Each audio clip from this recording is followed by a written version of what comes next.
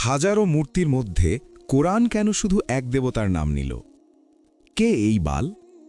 কেন তার নাম ইতিহাসের অন্ধকার থেকে আজও এত আলোচনায়? আমাদের নবীজি সাল্লাল্লাহু আলাইহি ওয়াসাল্লাম যখন মক্কায় ইসলাম প্রচার শুরু করলেন, তখন কাবার ভেতরেই কিন্তু ৩৬০টা মূর্তি ছিল। সে সময় আরবে অনেক বড় বড় আর নাম করা সব মূর্তির পূজা হতো। কিন্তু অবাক করার বিষয় কি জানেন? কোরআনে যখন শিরকের কথা বলা হলো, তখন চোখের সামনের এত পরিচিত মূর্তিদের নাম আল্লাহ নির্দিষ্ট করে নিলেন না, বরং হাজার মাইল দূরের আর হাজার বছর আগের একদম অচেনা একটা দেবতার কথা তুলে ধরলেন। কারণটা শুনলে আপনি অবাক হবেন। এই বাল কোনো সাধারণ পাথরের মূর্তি ছিল না। এটা ছিল মানুষের রিজিক নিয়ে শয়তানের পাতা ইতিহাসের সবচেয়ে ভয়ঙ্কর একটা ফাঁদ। একটু বৃষ্টির আশায়, একটু ভালো ফসলের আশায় এই মূর্তির সামনে মানুষ এমন এক জঘন্য কাজ করত, যা শুনলে যে কোনো মানুষের বুক কেঁপে উঠবে। তারা নিজেদেরই ফুটফুটে জীবন্ত সন্তানদের তুলে দিত জ্বলন্ত আগুনের মুখে। আজ আমরা জানব ইতিহাসের সেই চাপা পড়া ভয়ঙ্কর সত্যটা, যা আজও অনেকেই জানে না। পবিত্র কোরআনের সূরা আস-সাফফাতের ১২৫ নম্বর আয়াতে আল্লাহ তাআলা সরাসরি প্রশ্ন ছুড়ে দিয়েছেন, তোমরা কি বালের আরাধনা করো আর শ্রেষ্ঠ স্রষ্টাকে বর্জন করো? কোরআনের প্রতিটি আয়াতের পেছনে লুকিয়ে থাকে বিশাল এক ইতিহাস। আরবরা মূর্তি পূজা করত ঠিকই, কিন্তু তারা মূর্তিদের মানত আল্লাহর কাছে পৌঁছানোর মাধ্যম হিসেবে। তারা ভাবত এই মূর্তিগুলো আল্লাহর কাছে তাদের জন্য সুপারিশ করবে। কিন্তু এই বাল দেবতার বিষয়টা ছিল একদম আলাদা। মানুষ মনে করত আল্লাহ নয়, বরং এই বালই সরাসরি তাদের বাঁচিয়ে রাখে, তাদের খাবার দেয়, জমিনে বৃষ্টি দেয়। শয়তান যখন মানুষের রিজিকে বা খাবারে হানা দেয়, মানুষ তখন সবচেয়ে বেশি ভয় পায় আর বিভ্রান্ত হয়। আর ঠিক এই কারণেই আল্লাহ তাআলা সরাসরি এই মিথ্যা প্রভুর নাম ধরে মানবজাতিকে চ্যালেঞ্জ করেছেন। এই পুরো রহস্য বুঝতে হলে আমাদের ফিরে যেতে হবে আজ থেকে প্রায় ৩০০০ বছর আগে।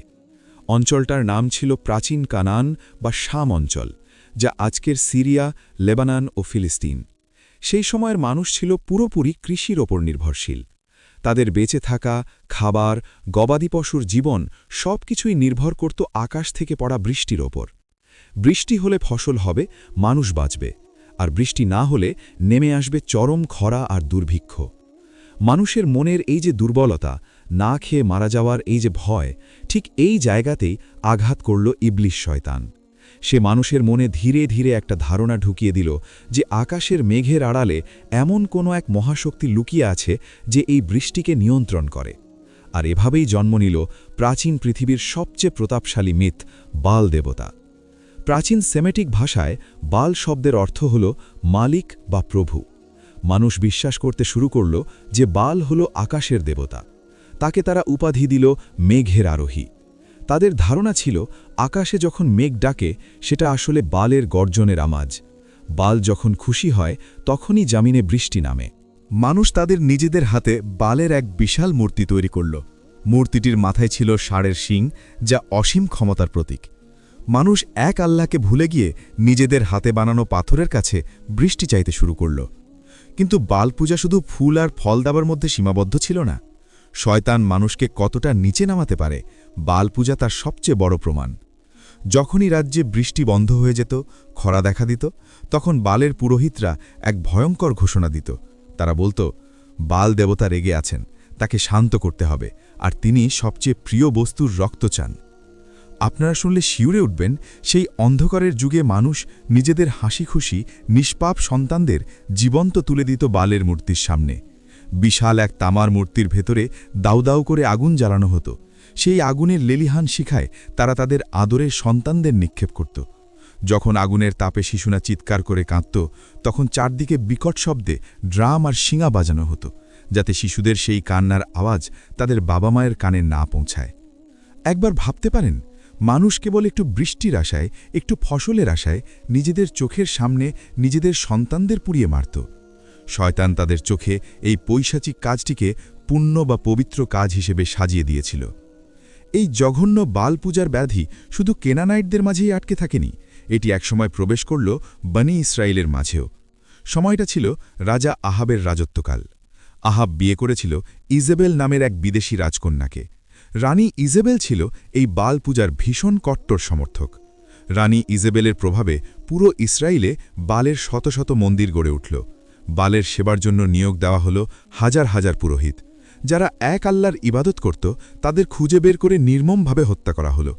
আল্লাহর ঘরগুলো ভেঙে গুড়িয়ে দেওয়া হলো। পুরো একটা জাতি এক আল্লাহর ইবাদত ছেড়ে দিয়ে বালের পায়ে মাথা নত করল। ঠিক এমন এক দম বন্ধ করা পরিবেশে, যেখানে সত্য কথা বলার অর্থই হল মৃত্যুদণ্ড, সেখানে আল্লাহর আদেশে এসে দাঁড়ালেন এক মহান নবী, হজরত ইলিয়াস আলাইহিসসালাম।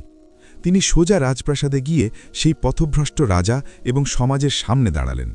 তার হাতে কোনো সৈন্য বা অস্ত্র ছিল না, ছিল কেবল সত্যের আলো। তিনি তাদের চোখের দিকে তাকিয়ে এমন একটি কথা বললেন যা পবিত্র কোরআনের সূরা আস-সাফফাতে চিরকালের জন্য রেকর্ড হয়ে আছে। তিনি বললেন, তোমরা কি আল্লাহকে ভয় করো না? তোমরা কি বালকে ডাকো আর পরিত্যাগ করো শ্রেষ্ঠ স্রষ্টাকে, যিনি আল্লাহ, তোমাদের রব এবং তোমাদের পূর্বপুরুষদেরও রব। ইলিয়াস আলাইহিসসালাম খুব সহজভাবে তাদের বিবেকে আঘাত করলেন। তিনি বোঝাতে চাইলেন, তোমরা এমন একজনকে বৃষ্টির মালিক ভাবছ যে নিজেই একটা পাথর, যে নিজে নড়তেও পারে না। আর যিনি আসমান জমিন বানিয়েছেন, যিনি তোমাদের রিজিক ঢান, সেই আল্লাহকে তোমরা ভুলে গেছ। কিন্তু ইলিয়াস আলাইহিসসালামের এই যৌক্তিক কথাগুলো শুনে সেই সমাজ উল্টো হাসাহাসি করল। রানী ইজাবেল নবীকে হত্যার ষড়যন্ত্র করল। তারা অহংকার করে বলল, বালই আমাদের দেবতা, সেই সব কিছুর মালিক, তোমার কথা আমরা কেন শুনব? তখন ইলিয়াস আলাইহিসসালাম আল্লাহর হুকুমে এক ভয়ঙ্কর ঘোষণা দিলেন। তিনি বললেন, আমার রবের কসম, আমার মুখের কথা ছাড়া আগামী কয়েক বছর এই জমিনে এক ফোঁটা বৃষ্টিও পড়বে না, এমনকি শিশিরও পড়বে না। তোমাদের বাল দেবতা যদি সত্য হয় তবে তাকে বলো বৃষ্টি নামাতে। শুরু হল ইতিহাসের অন্যতম ভয়াবহ এক খরা। টানা ৩.৫ বছর আকাশ থেকে যেন আগুন ঝরতে লাগল, কিন্তু এক ফোঁটা বৃষ্টি পড়ল না। মাঠের ফসল পুড়ে ছাই হয়ে গেল। যে বালকে তারা বৃষ্টির দেবতা মনে করত, সেই বাল তাদের এক ফোঁটা পানিও দিতে পারল না। টানা ৩.৫ বছর আকাশে মেঘের একটা ছোট টুকরোও নেই। যে জমিন একসময় আঙুর আর জলপাইয়ের বাগানে ভরপুর ছিল, তা এখন আক্ষরিক অর্থেই একটা মৃত্যুপুরীতে পরিণত হয়েছে। একটু ভেবে দেখুন তো অবস্থাটা। বালকে তারা মানত বৃষ্টির দেবতা হিসাবে। রানীর নির্দেশে পুরো রাজ্যে বালের নামে শত শত মন্দির বানানো হয়েছিল। দিন-রাত সেখানে পূজা চলছিল। কিন্তু এই দীর্ঘ ৩.৫ বছরে তাদের সেই মেঘের আরোহী বাল দেবতা এক ফোঁটা পানিও আকাশ থেকে নামাতে পারল না। মাঠের ফসল তো দূরের কথা, মানুষের খাওয়ার পানিটুকুও শেষ হয়ে গেল। রাজা আহাব আর তার পাপিষ্ঠ স্ত্রী রানী ইজেবেল রাগে অন্ধ হয়ে গেল। তারা পুরো দেশ তন্ন তন্ন করে খুঁজতে লাগল হজরত ইলিয়াস আলাইহিসসালামকে। তাদের ধারণা ছিল এই ইলিয়াসের অভিশাপেই তাদের দেবতার এই অপমান হচ্ছে, রাজ্যে এই খরা নেমেছে। কিন্তু আল্লাহ তার নবীকে খুব নিরাপদে লুকিয়ে রেখেছিলেন। যখন খরার চরম পর্যায়ে মানুষ আর পশুপাখি যখন তৃষ্ণায় ধুকে ধুকে মরছে, তখন আল্লাহর হুকুম এলো। আল্লাহ ইলিয়াস আলাইহিসসালামকে বললেন, যাও, এবার রাজা আহাবের সামনে গিয়ে দাঁড়াও, আমি এই জমিনে আবার বৃষ্টি দেব। ইলিয়াস আলাইহিসসালাম ফিরে এলেন। রাজার সামনে বুক টান করে দাঁড়িয়ে বললেন, তুমি আর তোমার পরিবার এক আল্লাহকে ভুলে গিয়ে বালের পূজা করে পুরো জাতিকে ধ্বংসের মুখে ঠেলে দিয়েছ। আজ ফয়সালা হবে। পুরো ইসরায়েলবাসীকে আর বালের ৪৫০ জন পুরোহিতকে মাউন্ট কার্মেল পাহাড়ের চূড়ায় জড়ো করো। আজ প্রমাণ হয়ে যাবে কার ঈশ্বর সত্য। মাউন্ট কার্মেল, এই পাহাড়টা এমনিতেই ঐতিহাসিক। তখনকার ক্যানানাইটরা বিশ্বাস করত এই পাহাড়টা নাকি খোদ বাল দেবতার নিজের জায়গা। ইলিয়াস আলাইহিসসালাম ইচ্ছে করেই এই পাহাড়টাকে বেছে নিয়েছিলেন, যেন বালের নিজের জায়গায় দাঁড়িয়েই বালের অহংকার চিরতরে ভেঙে দেওয়া যায়। সেদিন পাহাড়ের চূড়ায় এক অদ্ভুত দৃশ্য তৈরি হল। একদিকে রাজার পাহারায় বালের ৪৫০ জন অহংকারী পুরোহিত, তাদের পরনে রাজকীয় পোশাক, আর তাদের পেছনে হাজার হাজার সাধারণ মানুষ যারা এতদিন বালের পূজা করে এসেছে। আর অন্যদিকে একদম একা দাঁড়িয়ে আছেন আল্লাহর এক মহান নবী হজরত ইলিয়াস আলাইহিসসালাম। তার সাথে কোনো সৈন্য নেই, কোনো পুরোহিত নেই, কেউ নেই। শুধু তার বুকে আছে আসমান ও জমিনের মালিক মহান আল্লাহর উপর পাহাড় সমবিশ্বাস। ইলিয়াস আলাইহিসসালাম সেই হাজার হাজার পথভ্রষ্ট মানুষের সামনে গিয়ে দাঁড়ালেন। তার গলার আওয়াজ পাহাড়ের চারদিকে প্রতিধ্বনিত হতে লাগল। তিনি বললেন, আর কতদিন তোমরা দুই নৌকায় পা দিয়ে চলবে? আর কতদিন তোমরা সত্য আর মিথ্যার মাঝে বিভ্রান্ত হয়ে থাকবে? আল্লাহ যদি সত্য ঈশ্বর হন তবে তার ইবাদত করো, আর যদি বাল সত্য হয় তবে তার পিছে ছোট, কিন্তু আজকে এর চূড়ান্ত ফয়সালা হয়ে যাবে। জনতা একদম চুপ, কেউ টু শব্দটিও করল না। তখন ইলিয়াস আলাইহিসসালাম চ্যালেঞ্জের নিয়ম বলে দিলেন। তিনি বললেন, আমি আল্লাহর নবী এখানে একা, আর বালের পুরোহিতরা আছে 450 জন। আমাদের দুই পক্ষকে দুটো ষাঁড় দেওয়া হোক, আমরা ষাঁড় জবাই করে কাঠের উপর রাখব, কিন্তু কেউ কোনো আগুন জ্বালাতে পারব না। তোমরা তোমাদের বালকে ডাকবে, আর আমি আমার আল্লাহকে ডাকব। যে ঈশ্বর আসমান থেকে আগুন পাঠিয়ে এই কুরবানি কবুল করবেন, তিনিই হবেন সত্য ঈশ্বর। পুরো জনতা এক বাক্যে বলে উঠল, হ্যাঁ, এটা একদম ন্যায্য কথা, এটাই হবে চূড়ান্ত পরীক্ষা। যেহেতু পুরোহিতরা সংখ্যায় বেশি ছিল, ইলিয়াস আলাইহিসসালাম তাদেরকেই আগে সুযোগ দিলেন। বালের পুরোহিতরা তাদের বেদিতে ষাঁড় জবাই করে রাখল। এরপর শুরু হলো তাদের প্রার্থনা। সকাল থেকে তারা বালের মূর্তির সামনে চিৎকার করতে লাগল, হে বাল, আমাদের উত্তর দাও, হে বাল, আসমান থেকে আগুন পাঠাও। তারা বেদির চারপাশে পাগলের মতো নাচতে লাগল, কিন্তু কোনো উত্তর নেই। আকাশ থেকে একটা আগুনের স্ফুলিঙ্গও পড়ল না। দুপুর গড়িয়ে গেল। এবার ইলিয়াস আলাইহিসসালাম তাদের একটু উপহাস করতে শুরু করলেন। এটা কোনো সাধারণ উপহাস ছিল না, এটা ছিল মিথ্যার অহংকার ভেঙে দেওয়ার চূড়ান্ত রূপ। তিনি বললেন, আরেকটু জোরে ডাকো, তোমাদের দেবতা কি ঘুমাচ্ছে, নাকি সে কোথাও সফরে গেছে, নাকি সে গভীর চিন্তায় মগ্ন? জোরে ডাকো, যেন তার ঘুম ভেঙে যায়। এই কথা শুনে পুরোহিতরা মরিয়া হয়ে উঠল। বালের পূজার একটা জঘন্য নিয়ম ছিল, তারা যখন খুব মরিয়া হতো তখন নিজেদের শরীর তলোয়ার আর ভস্যা দিয়ে কেটে রক্ত বের করত। তারা সেদিন পাহাড়ের চূড়ায় নিজেদের শরীর কাটতে লাগল। রক্তে ভেসে গেল বালের বেদি। তারা সন্ধ্যা পর্যন্ত একটানা চিৎকার করল, কিন্তু পিন পতন নীরবতা। কোনো শব্দ নেই, কোনো আগুন নেই, কোনো উত্তর নেই। যে বালকে তারা সর্বশক্তিমান ভাবত, সেই বাল একটা শুকনো কাঠেও আগুন ধরাতে পারল না।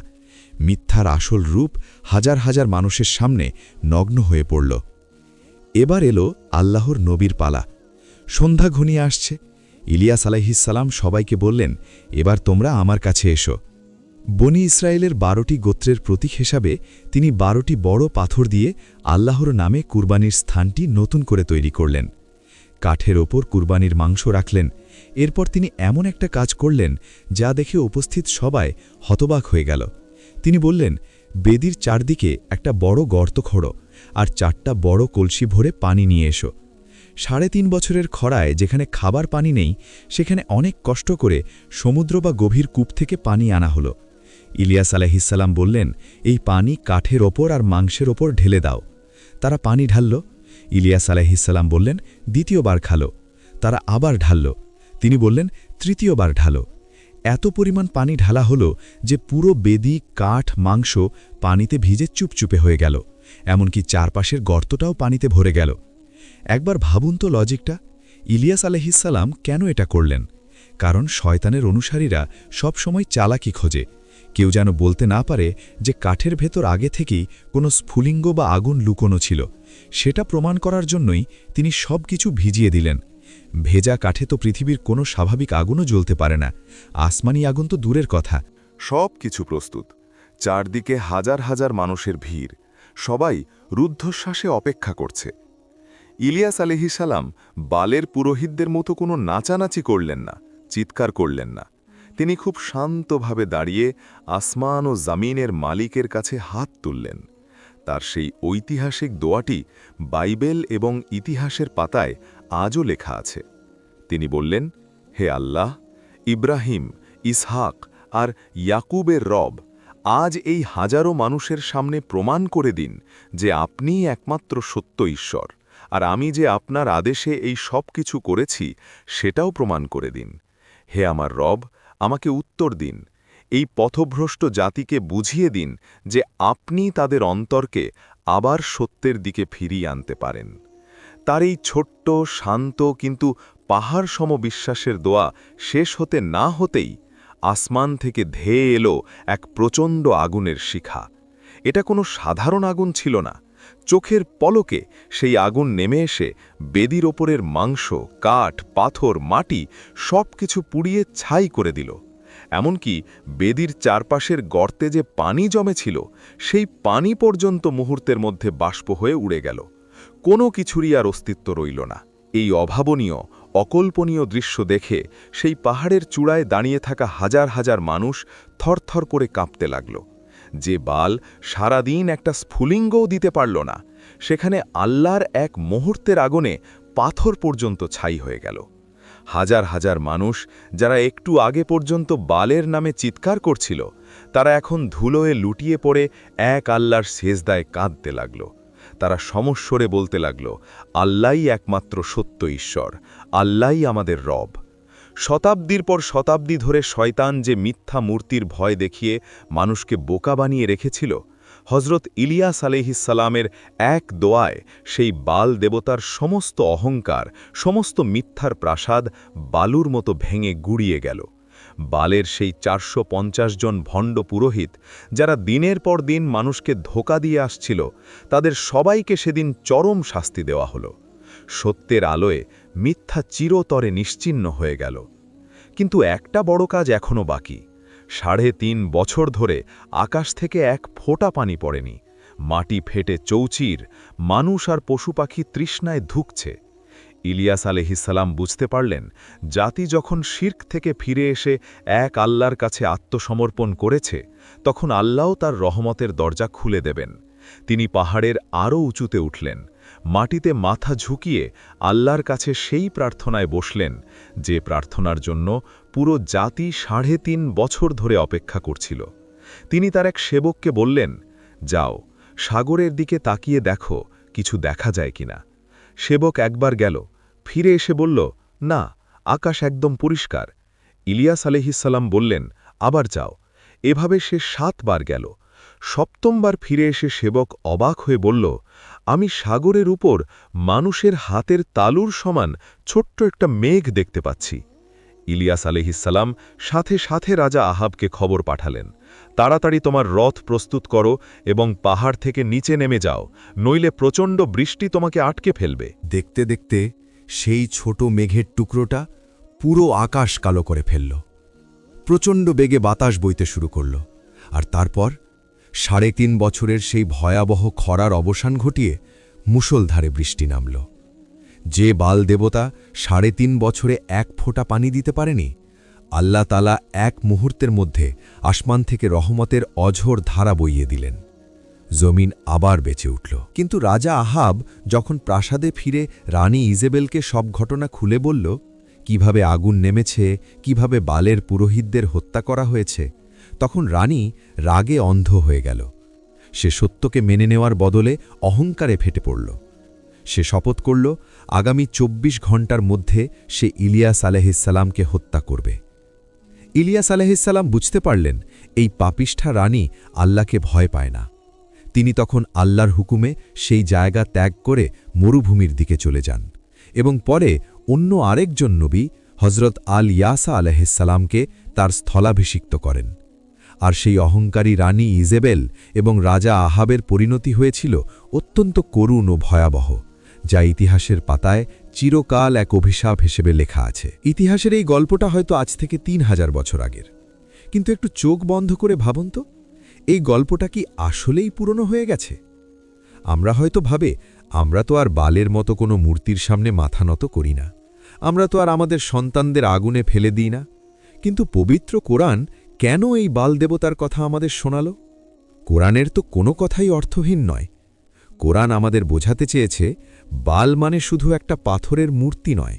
বাল হলো এমন যে কোনো কিছু যার ওপর মানুষ আল্লাহর চেয়ে বেশি নির্ভর করে। আজকের দুনিয়ায় আমাদের বাল দেবতা কারা জানেন? আমাদের চাকরি, আমাদের ব্যাংক ব্যালেন্স, আমাদের ক্ষমতা, আমাদের ডিগ্রির অহংকার। আমরা কি আজ একটু বেশি টাকা কামানোর জন্য, একটু প্রমোশনের জন্য, একটু দুনিয়াবী সফলতার জন্য আল্লাহর হুকুমগুলোকে হাসি মুখে কোরবানি দিচ্ছি না? আমরা ভাবছি, আমার এই চাকরিটা না থাকলে হয়তো আমি না খেয়ে মারা যাব, আমার এই ঘুষের টাকাটা না আসলে হয়তো আমার সংসার চলবে না। আমরাও তো সেই প্রাচীন ক্যানানাইটদের মতোই রিজিকের ভয়ে আল্লাহর উপর বিশ্বাস হারিয়ে ফেলছি। তারা যেমন একটু বৃষ্টির আশায় নিজেদের নিষ্পাপ সন্তানদের আগুনে ফেলে দিত, আজ আমরাও তো ক্যারিয়ারের দৌড়ে অন্ধ হয়ে হালাল হারামের তোয়াক্কা না করে আমাদের নিজেদের সন্তানদের হারাম খাওয়াচ্ছি।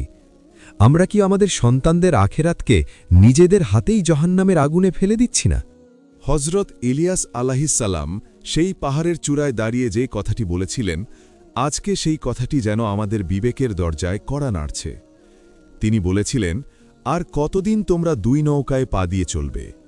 আর কতদিন আমরা মুখে বলবো আল্লাহ রিজিকদাতা, কিন্তু অন্তরে বিশ্বাস করব যে বস খুশি না হলে আমার চাকরি চলে যাবে? আর কতদিন আমরা আসমান ও জমিনের মালিককে ভুলে গিয়ে এই দুনিয়ার মায়াবী মূর্তির পেছনে ছুটে বেড়াব?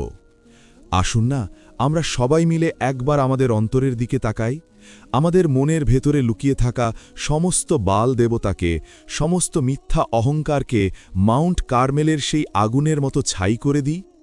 ফিরে আসি সেই মহান রবের দিকে, যিনি ৩.৫ বছরের খরার জমিনেও এক মুহূর্তে রহমতের বৃষ্টি নামাতে পারেন, যিনি আমাদের খাইয়ে পরিয়ে বাঁচিয়ে রেখেছেন। ইয়া আল্লাহ, আমাদের অন্তরকে তুমি শিরকের সমস্ত অন্ধকার থেকে পবিত্র করো, আমাদের ঈমানকে তুমি কার্মেল পাহাড়ের সেই চূড়ার মতো মজবুত করে দাও। আমিন।